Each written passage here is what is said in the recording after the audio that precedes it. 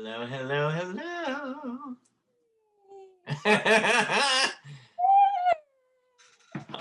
Look how beautiful you look. Handsome you look. Oh my God. San Francisco's treating you well. Could you tell?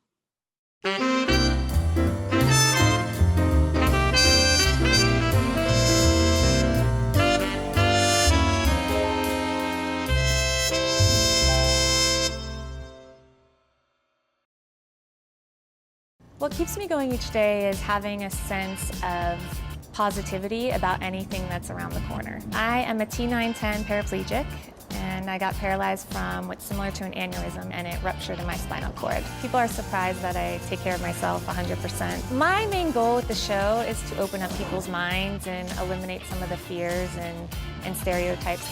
My name is Mia, and I'm a push girl. Push Girls. Go to SundanceChannel.com for videos, top 10 lists, and more. It's time to push with a push girl. Oh my God. Yes. Oh my, this woman is so beautiful inside out. She's an actress, a public speaker, a dancer, an ambassador, a graphic designer.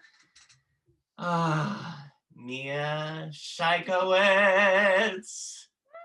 There she is. We're back in the house. The gang's back together. Back in the house. So, what's new? Oh, not much, really. It's been a boring year. Oh my God. How are you dealing with all this pandemic stuff? Pretty well, actually. Yeah, I mean, I kind of have a homebody-ish part of me. Yeah. So there's that, that kind of, I embraced more of that side of myself. But I realized that there's so many things that I never really had time to focus on that I wanted to focus on.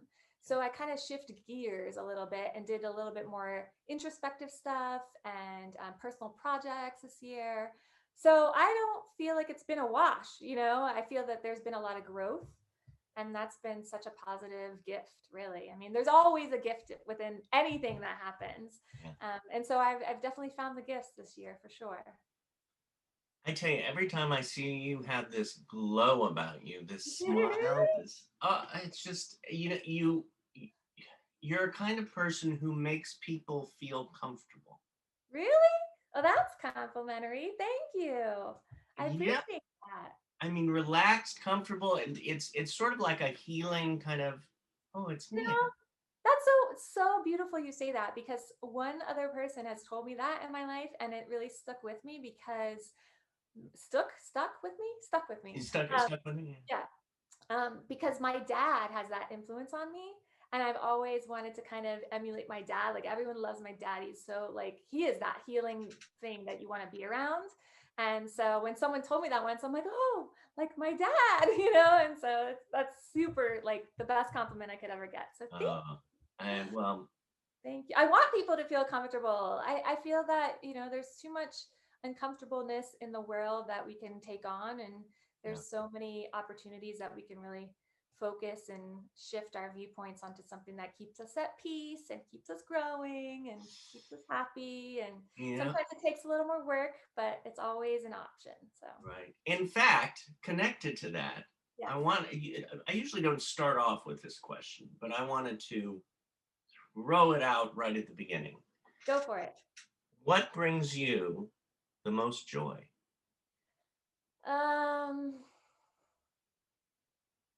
Good question. I don't know if I have a most. Like, I can think, it would just be a lot of things that would be tied. One being around my dad. The other is, being around, like, close friends that my brother calls it the hearty belly laugh. Like, people, like the people you can, like, really have those, like, hearty belly laughs with. I love to laugh. So that's one thing that's super joyful. The other is music. I love music, not necessarily being able to make music, but I appreciate music. I played instruments as a kid, but I never listened to my parents when they're like, when you get older, you're going to want to be able to play these instruments. But yeah, I ignored that, but now I appreciate it way more. And yeah, I would say dance, art. I love to do art, anything artistic, anything creative. I really realized that once I shifted my career more into graphic design specifically, that it made me feel more of who I am and at peace all the time, because I'm actually doing what I love and what's therapeutic for me. And that is constantly creating and interacting with people and collaborating with people on their art. And yeah, so that's one of the reasons also I love to dance, is because that's also a super collaborative process and it's so creative. Like, you never know what's going to come out of dance and choreography, especially when you're dancing with people that have different bodies than you. And you're like, all right, well, I can do this, and then you can do this. So let's see how we can match it up. And I just love that. I love that process. Oh my gosh. I mean, I have a list of like all these questions, and so a few of them, of course, I know, but then other ones I'm going, I have to ask her this, and I want to connect to the dancing and the acting and everything. Yeah. But we have 4 students coming in today, and I thought we'd bring them in to just enjoy the majority of this. So I'm going to just push one button and go, boom, and then they'll all pop in. We have Blair Webb. We have Davaughn Morgan. We have Tele. Hey, David. Hey, we have Ashley Anderson. Everyone, Mia Schaikewitz. Hey guys, how are you? Thanks for being on here with me. It's super fun. I like them earrings. Thank you. Thank you. Yeah, I think these are like my favorite because they go with everything and they're just super casual, but you could also wear them dressy, They're a good choice. I have to say, thank you for the compliment. Have you ever designed jewelry?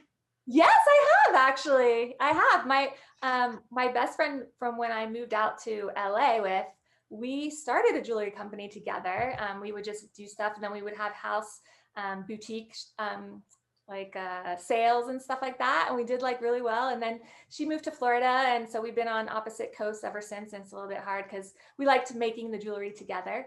But we still have plans to reconvene and start that again sometime, because that's also something therapeutic and makes me super happy. I love jewelry. Right. We were just talking before you all came on, of course, about dancing. Yeah. And now, when did you really desire and want to dance, or when did you realize, Yeah. Well, I always danced when I was a kid, a really little kid. So I had it in my blood, but then I started to focus on other things, more athletic stuff that's like, team sport related. And then I did a little bit of cheerleading, and then I came out to LA and I met Auntie Angel, who's on Push Girls with me. And she kind of put that bug in me. She's like, come, I would see her. She's like, come join my dance team. So I basically learned how to dance again, starting off with her. And then that kind of grew from there. And then I met Marissa from Infinite Flow and started doing dance with them. And yeah, it's just kind of evolved throughout the people that I've met and have a passion for it as well. And it's been an awesome journey. I never thought I'd be dancing professionally at how old am I? 40, 42. So it's been. You're ageless. It keeps me ageless on the inside. I don't know about the outside, but it's a blast. And I feel super, super grateful to be able to have met these people that have brought it back into my life, because it is something that I always love to do. And I just kind of shifted away from it. So it's good to be back. Yeah. Now I know you where you met Angela. Yes. No, where did at your class. I know. That was like, I remember that day too. Yeah. The I energy. Oh my God, the energy was in the room. It's like, okay, there's something going on here. Something's gonna happen. Yeah, that was so meant to be. And it's so funny because you think about how where that took us since then. But that was the moment. Yeah, it was in your class at her house. Right. Now, did you meet Auntie that same night, or was it? No, I actually met Auntie completely separately. I met her at an audition once. And it was funny because we were both about to go in, and then she ran to the bathroom, and then I got called in. So, but right before that, she's like, oh, I want you to join my dance team, and like, I'll get your info. And then when I came out of the audition, she wasn't there. I guess maybe she had gone in or a different room or whatever. So we completely missed each other. And then like fast forward years later, we reconnected again. And I want to say probably through Angela, actually. I think one of Angela's events or something, maybe a birthday party. And that's how we reconvened. So it was actually through Angela that we reconnected. But yeah, I mean, all these interactions, you never know, right? They could seem like they're just in passing, like a person, and then they become like one of your best friends later. So I love the fact that you can always think about, when you are in an audition room and you are sitting next to somebody, they could be your future best friend or future spouse, or who knows, it's kind of like an exciting thing too, to be in the acting world where you do get to meet people at auditions that are similar to you or should be in the same category as you in some ways. Right. So yeah, so you can create a big family that way. I like to not feel competition in those rooms. I like to feel like, okay, we're all out here for the same purpose, and that's to get more exposure for people with disabilities, and also to help, the negative stereotypes become something that's really positive and more accurate. So if we're all on the same page and we all have the same goals, then there's no losing. Like we're all in it together. Well, I mean, I don't want to hog the question. So who would like to ask a first question? I love it. Yeah, I'm an open book. My life is on TV. I'm an open book. I love it. Should we start with Davaughn? I wish I really wasn't WandaVision. So, Mia. Sorry. Yeah. Mia. My name is Davaughn. Hi, Davaughn. Nice to meet you. You look really stylish there. I like the routine, that you got going on. so fabulous. I mean, my question for you is that, I mean, I used to watch Push Girls on the Sundance Channel, and it was real. I loved it. Cool. You were fantastic. You were amazing. Like, you were a good dancer. And now, was there any drama like between scenes? Like some episodes they have a little drama going on. Like, now, was there any drama between like, I'm gonna say like either you or one of the girls on set that maybe I don't know. I'm just. No, that's a good question. It's a totally good question. Totally valid, and I get that a lot. I was theorizing. No, it's totally accurate. So I would say that there wasn't, like, we were already friends, right? Okay. So we were kind of just filming us, and we didn't have drama before that. If anything, I felt like the drama was kind of within our own lives, because it did get very stressful to have all of a sudden your life being filmed, and especially the first season, because we had no idea what the final product would be. So we didn't know how much they were going to be taking and how much they was really going to make it in, and what the storylines were. We were really clueless. Like, they would just say like, okay, show up here and we'll film you. And then we would see the finished cut, like at the very end. Actually, when you guys saw it was when we would see it. But I would say that it was stressful. I wouldn't say drama between us, but there was stressful. And even, I think that if the show tried to portray that way, especially maybe more in the second season, is just because that's TV for you. Like, they just want to like up the ante a little bit, and things seemed way more dramatic than they actually were, probably. There were times when we had to kind of, put a little needle in our sides to make it a little bit more vavoom, should I say? So yeah, but as far as us as friends and friendships, we're still friends. Like, there was nothing that happened that caused us to have a huge riff and not speak to each other. So yeah, so that was pleasant, because that could happen. I'm very sure. Yeah. I have in connection to the Push Girls, Yes. Now this is like a far out kind of question, but when I say push girls, Yeah. what first comes to your mind? It's funny. The first thing that comes to my mind is just the logo because I'm a graphic designer probably. So I think images like that. That's like visually, but then like from that point on, like I basically think of not only girls, honestly, I think of people that just keep pushing throughout their life and whether they're in a wheelchair or not. I mean, I think we're all pushing through obstacles and things that come in our way that we have no idea, whether they're gonna, be life-changing or not sometimes. Sometimes the smallest thing that comes up in our life is the most difficult. So you just never know what's gonna change you. And I think that when you start to look at things coming your way and that you can push through everything, then we're all push girls. Well, you know what's so interesting? I know it's like it sounds cliche to say, but it's true. I really feel that way. Well, and I was looking on your website, and I was going, you have all these amazing quotes and topics and what you do. And one of the quotes the one that keeps hitting me is believing in yourself means never having to say, I can't. That's right.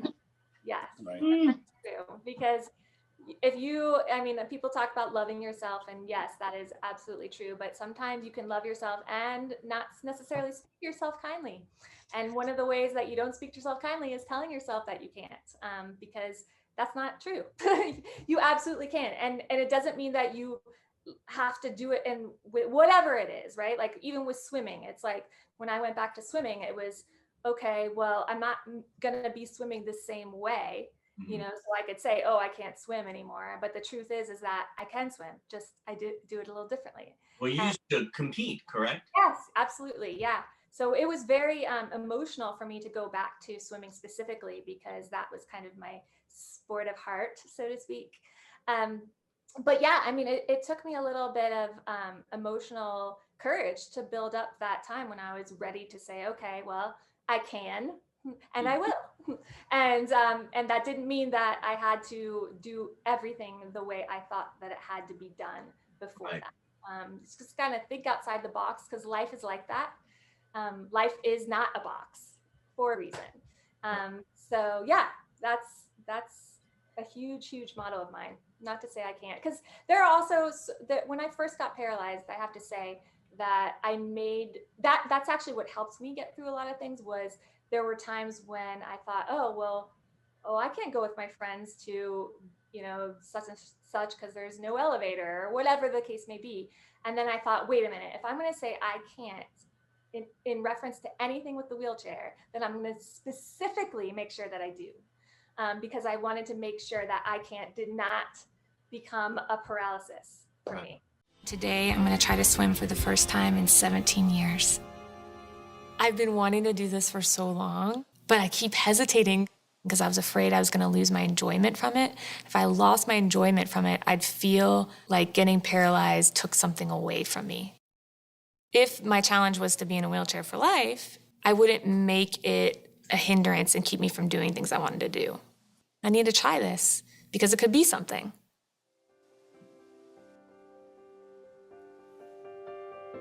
Putting my feet in the water was weird because I couldn't feel it. And I didn't know if it was gonna be cold or hot.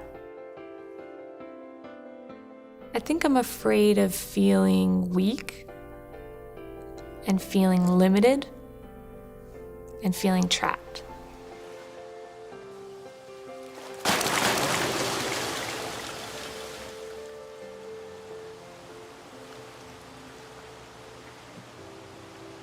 I didn't know if I'd make it, but once I did, I was really happy. I was like, okay, this is doable.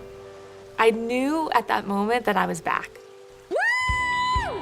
We are a group of 4 women coming together, embracing a catastrophic event,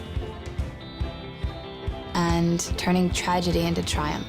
Having the strong friendship with the girls is everything. Thank you for being here and being in my life.